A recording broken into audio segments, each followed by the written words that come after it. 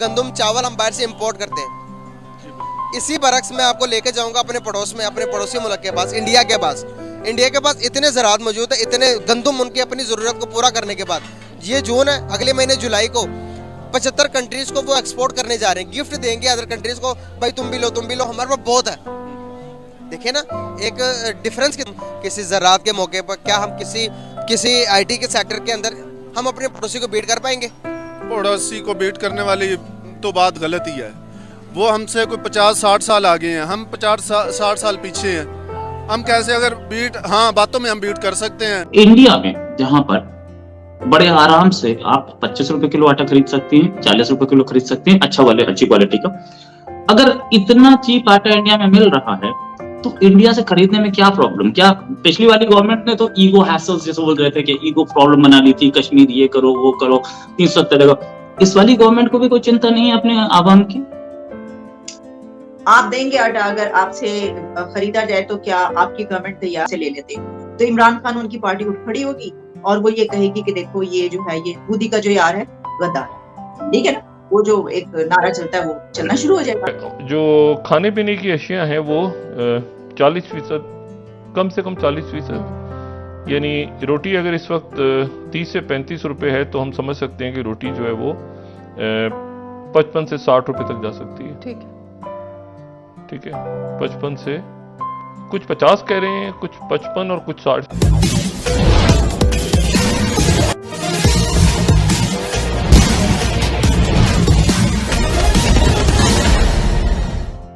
रूस यूक्रेन युद्ध के चलते जब पूरी दुनिया में अनाज विशेषकर गेहूं का संकट पैदा हो गया था तो प्रधानमंत्री मोदी ने यह घोषणा किया था कि वे दुनिया को अनाज के संकट से मरने नहीं देंगे। अब भारत 75 देशों को यानी दुनिया के आधी आबादी को गेहूं आपूर्ति करके एक रिकॉर्ड कायम किया है। पाकिस्तानी मीडिया यह कह रहा है कि अगर भारत के साथ अच्छे संबंध होते तो पाकिस्तान जो आज अनाज के संकट से जूझ रहा है, भारत भी उसे वैसे ही मदद करता। आगे की चर्चा सुनते हैं। गंदम चावल हम बाहर से इंपोर्ट करते हैं। इसी बरक्स में आपको लेके जाऊंगा अपने पड़ोस में, अपने पड़ोसी मुल्क के पास, इंडिया के पास। इंडिया के पास इतने ज़राअत मौजूद है, इतने गंदम उनकी अपनी ज़रूरत को पूरा करने के बाद, ये जून है, अगले महीने जुलाई को 75 कंट्रीज़ को वो एक्सपोर्ट करने जा रहे हैं, गिफ्ट देंगे अदर कंट्रीज़ को, भाई तुम भी लो, हमारे पास बहुत है। देखिए ना एक किसी ज़राअत के मौके पर क्या हम किसी IT के सेक्टर के अंदर हम अपने पड़ोसी को बीट कर पाएंगे? पड़ोसी को बीट करने वाली तो बात गलत ही है। वो हमसे कोई 50-60 साल आगे हैं, हम 50-60 साल पीछे हैं। हम कैसे अगर बीट, हाँ बातों में हम बीट कर सकते हैं, ये कर देंगे, उड़ा देंगे, ये कर देंगे, ये हम कर सकते हैं। अगर ग्राउंड रियलिटी पे आए, आप IT में आए, दुनिया को वो जो है वो लीड कर रहा है इंडिया। अगर आप लीगल पे आए तो हम जो है वो उनकी जजमेंट और उनकी जो है वो बेसिकली उनकी थ्योरी पे चल रहे होते हैं। आज आके वो चाहे जो है वो बेसिक कॉन्स्टिट्यूशन की थ्योरी हो या कोई भी, हम उनको नकल उतार के जो है वो लिख देते हैं। अगर कोई इदारा नहीं है जो इंडिया की नकल नहीं कर रहा। आप मुझे एक इदारा बताएं, इवन के हमारे चलो मीडिया में जो है वो करते थे, हम मीडिया भी उनकी कॉपी कर रहे हैं। ये तो गुलामी सर, यहाँ पे तो जब तक जो थ्योरी ऑफ द कंट्री ठीक नहीं होगा यही बकबक चलती रहेगी। मतलब बॉर्डर हमने डाल दिया लेकिन काम वही कर रहे हैं जो वो कर रहे हैं। जी बिल्कुल, उस जैसे भी कर रहे होते तो कुछ बेहतर था। पर हमारी गवर्नमेंट ये नहीं बताती कि दुनिया की 5वीं बड़ी मईशत बन गई है, दुनिया को लीड कर रही है, दुनिया की बड़ी से बड़ी कंपनी का नाम वो इंडिया के अंदर मौजूद है। ये क्यों नहीं बताती हमें? यहाँ तो बताते हैं कुछ, हम खुद समझना नहीं, सुनना नहीं चाहते, और कुछ जो है वो बताते हैं तो प्रॉपर बताते नहीं है, क्योंकि अगर बताएंगे तो उससे अवेयरनेस। इंडिया में जहाँ पर बड़े आराम से आप 25 रुपए किलो आटा खरीद सकते हैं, 40 रुपए किलो खरीद सकते हैं, अच्छी क्वालिटी का। अगर इतना चीप आटा इंडिया में मिल रहा है तो इंडिया से खरीदने में क्या प्रॉब्लम? क्या पिछली वाली गवर्नमेंट ने तो ईगो हैसल्स जैसे बोल रहे थे कि ईगो प्रॉब्लम बना ली थी, कश्मीर ये करो वो करो, 370 का। इस वाली गवर्नमेंट को भी कोई चिंता नहीं है अपने आवाम की? आप देंगे आटा, अगर आपसे खरीदा जाए तो क्या आपकी गवर्नमेंट तैयार? हमारा तो सवाल ये है कि जब भारत में इतना सस्ता आटा मिल रहा है और इतने सस्ते निर्खों पर हमें आटा मिल सकता है वहां से, और बॉर्डर से बॉर्डर आपका जुड़ा हुआ है और आप ये फायदा उठा सकते हैं, तो आप अपने वोट के लिए, अपनी एक नाक ऊंची करने के लिए, अपना एक वो दिखाने के लिए एक जंगजू किस्म की तस्वीर क्यों पेश कर? आपको चाहिए कि आवाम को चाहिए। अब देखिए ना, सस्ता आटा जहां पर मिल रहा है वहां पे लाइनें लगी।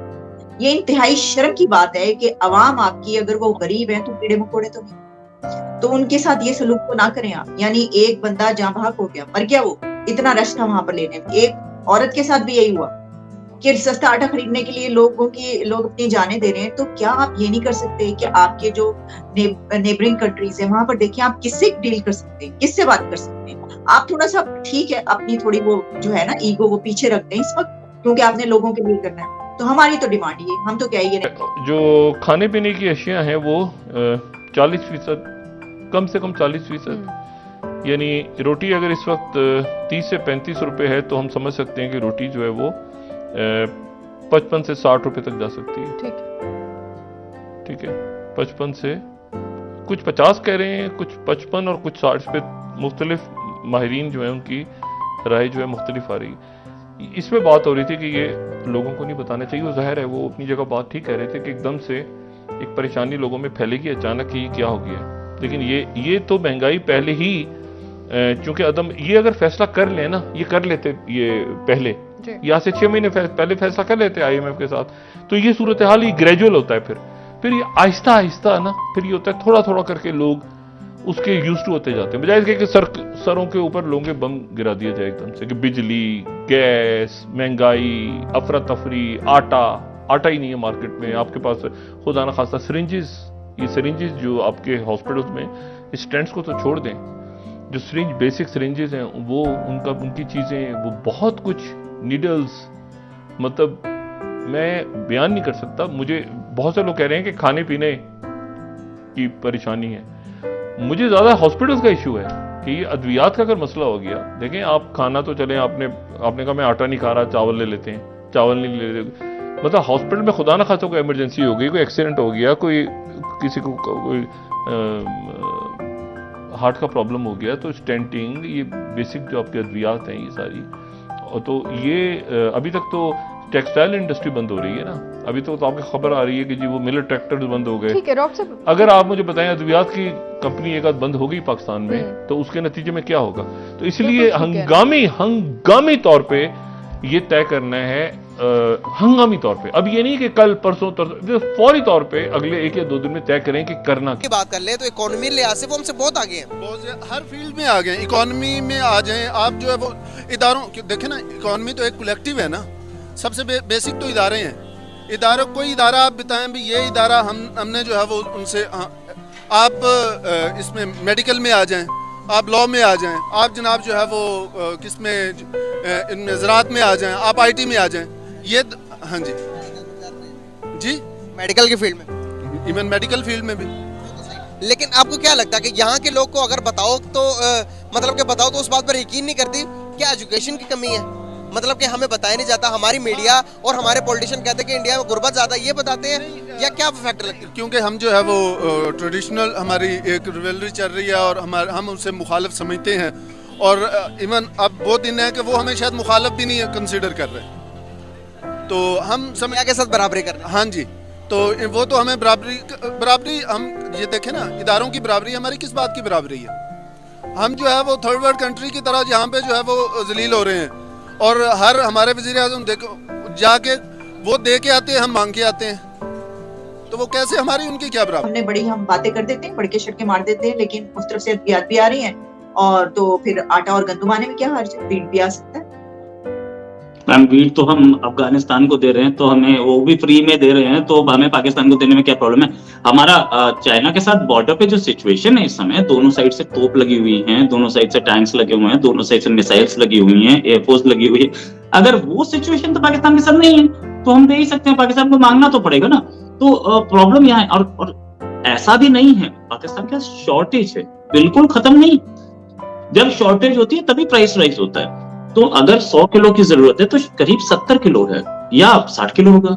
ऐसा नहीं है कि बिल्कुल जीरो पे पहुंच चुकी है कहानी, तो 40 किलो यहाँ से जा सकता है। लेकिन पाकिस्तान के यहाँ पाकिस्तानी प्राइम मिनिस्टर, पिछले वाले प्राइम मिनिस्टर तो खैर उसे ईगो इशू बना लिया था, ठीक है, और वो ईगो इशू सबके साथ बना के एब्सोल्युटली नॉट बोला, उन्होंने अमेरिका से बनाया, उन्होंने सबसे बनाया, यहाँ तक के सऊदी अरबिया से बना लिया। ये करंट प्राइम मिनिस्टर तो मैंने सुना था कि बड़े प्रैक्टिकल हैं और बड़े बिजनेसमैन आदमी हैं, कुछ बिजनेस के अप्रोच से चलते हैं, इनकी रिजीम में भी हमें नहीं दिख रहा है कि कोई एसेंशियल आइटम्स को खरीद रहे हो। हालांकि वैक्सीन तो कंटिन्यूअसली जा ही रही है इंडिया से। वही आप जानते हैं इसकी जो रीजन, ये जो लोग हैं, ये अवाम जो है वो सबसे पहले हम इनके लिए आए हैं और इन्हीं के लिए हमारी गवर्नमेंट है, तो इनके लिए हमें ये करना चाहिए। कि इंडिया के बारे में बात करूंगा। इंडिया ने अपने गंदम की पैदावार पूरी करने के बाद, अपने मुल्क को उसकी ज़रूरत पूरी करने के बाद अब उनके पास इतना ज़ख़ीरा मौजूद है कि वो 70 टू 75 कंट्रीज़ को एक्सपोर्ट करने जा रहा है। ये जून है, आगे जुलाई में।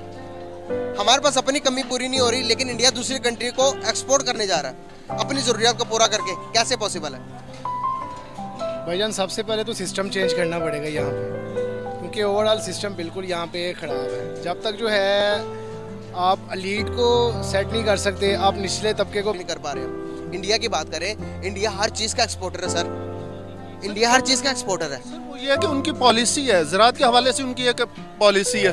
अगर यहाँ पे आप पेस्टिसाइड के रेट देखें, वहाँ पे देखें, यहाँ पे किसान बेचारे आके गलियों में रोके हो तो भाई हमें जो सब्सिडाइज करो हमारी इलेक्ट्रिसिटी को। वो सब्सिडाइज होने में जो है वो ऐसा जैसे उन पे एहसान कर रहे हैं, सब्सिडाइज करके फिर जो है वो बाद में उनसे खींच ले। इनकी पॉलिसी नहीं है हमने ज़राअत को कैसे डेवलप करना है, ये चीज़ है। जब पॉलिसी नहीं है, ऊपर से जो है वो ज़री होने के बावजूद जो है वो, अगर देखें बीज के हवाले से देखें तो हमें बीज बोने की कितनी जो है वो। आप लोगों को पता ही होगा कि चीन के बाद भारत दुनिया में गेहूं का सबसे बड़ा उत्पादक देश है, लेकिन रूस और यूक्रेन युद्ध के चलते दुनिया में गेहूं का संकट पैदा हो गया है। और उसका कारण यह है कि भारत और चीन गेहूं का उत्पादन तो सबसे ज्यादा करते हैं, लेकिन इनकी जनसंख्या भी ज्यादा है और इनके पास क्षेत्रफल यानी गेहूं उत्पादक करने वाला एरिया कम है।